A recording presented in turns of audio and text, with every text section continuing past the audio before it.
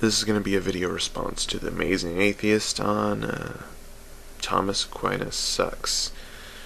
Now, I'm not going to be talking about the other proofs he offered, but I'm going to be talking about causality, motion, and contingency, because the other ones I really don't give a shit about, only these ones.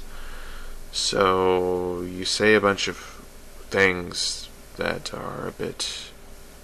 I don't know how to describe them other than silly, but you say something like existence itself is the ultimate contingency.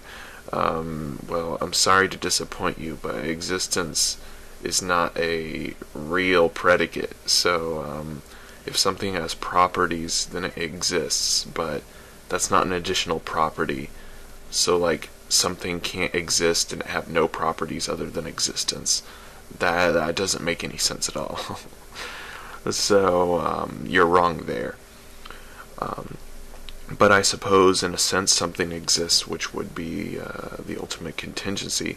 But when you don't specify what that is, you just use this huge umbrella term that describes everything, which would be existence.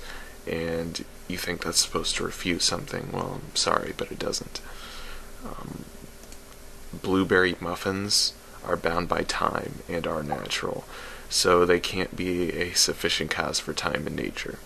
If it is bound by time, how can it create time? That's a fucking contradiction, so I'm sorry, but any explanation you offer there is going to fail as well. Instead of being funny, and you're obviously being facetious when you come up with a blueberry muffin example, but it just illustrates that you can't actually come up with something that is not bound by time, which would be a sufficient cause. Your refutation actually is something a kindergartner would come up with. In reality, not the other way around. So, by the way, I can grasp infinity. And TJ, I'll do it right now. Actually, I'm going to demonstrate how it's ungraspable, in the sense that we can understand that it's not possible in one sense of the word, but in another sense it is possible. I'm going to start counting. 1, 2, 3, 4, 5, and I'd keep going, but as you mentioned in your video, you can't count that far, so maybe that's why you have trouble grasping infinity.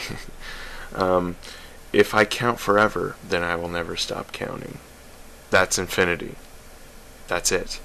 There exists a potential infinite future, so in a sense a potential infinite is possible into the future, but necessarily a finite past. Does that satisfy your intellectual curiosity? So, necessarily a finite past, but potentially an infinite future.